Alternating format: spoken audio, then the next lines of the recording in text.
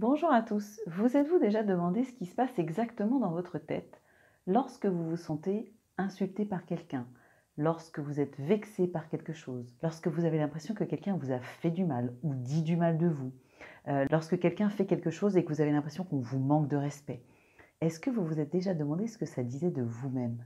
Est-ce que vous vous êtes déjà posé la question de savoir quelle est réellement l'intention derrière ce que vous croyez que les autres font? Et est-ce que, par exemple, vous avez déjà remarqué que parfois vous ressentez quelque chose, mais que votre voisin, lui, ne le ressent pas du tout?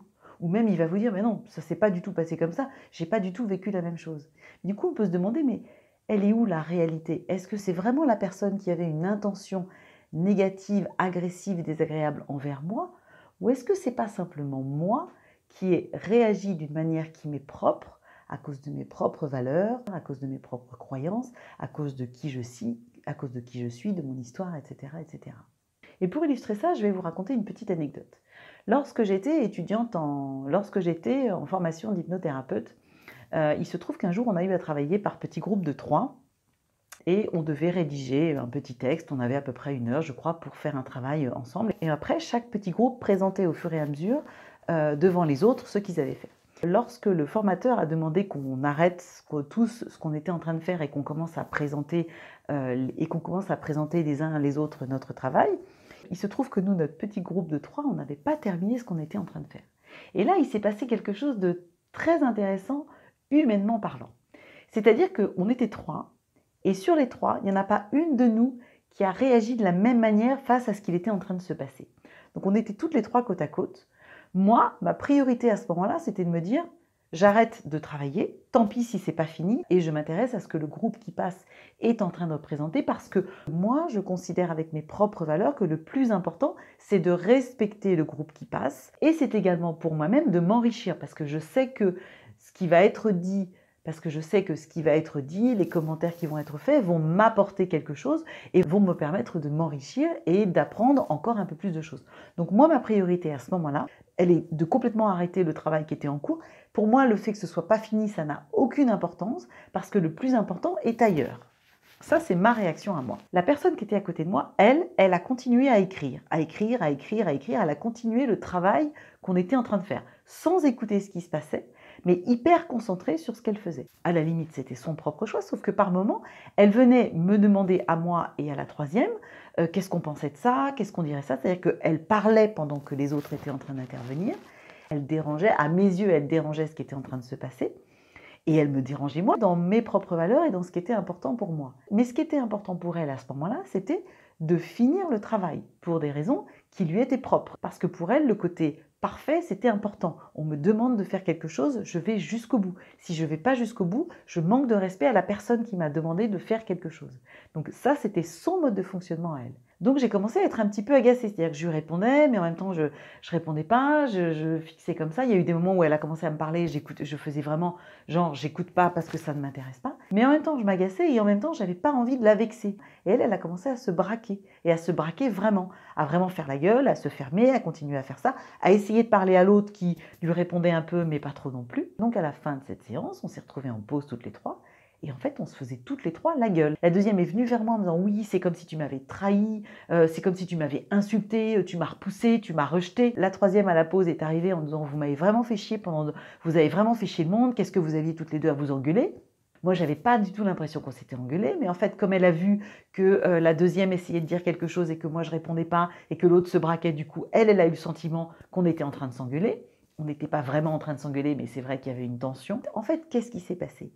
Chacune de nous 3 a réagi à une situation en fonction de ses propres valeurs, de qui elle était, de ce qui était important pour elle, et aussi en essayant de faire plus ou moins des espèces de compromis avec j'ai mes propres valeurs mais je ne veux pas vexer l'autre, donc j'essaye de réagir, j'essaye de lui faire comprendre des choses, ce que l'autre n'a pas du tout compris parce que l'autre avec ses propres valeurs, la peur de la trahison, la peur du rejet, elle a juste vu dans mes réactions à moi le fait que je la repoussais, que je la rejetais, alors que moi j'étais en train de lutter entre mes propres valeurs, les choses qui étaient importantes pour moi, les choses que je n'osais pas lui dire parce que je ne voulais pas la blesser, et en même temps elle me gonflait quand même mais je voulais pas trop lui montrer. La troisième qui elle voulait juste qu'on lui foute la paix, elle voulait juste assister au truc tranquillement et qui nous a mises toutes les deux dans un même sac en mode vous faites chier le monde et ça c'est juste pas possible. Et moi c'est une expérience que je garde vraiment dans ma tête parce que il s'est passé un nombre de choses incroyables dans tous ces échanges et on s'aperçoit qu'en fait, ça n'était qu'un tout petit échantillon de ce qui se passe au quotidien dans nos vies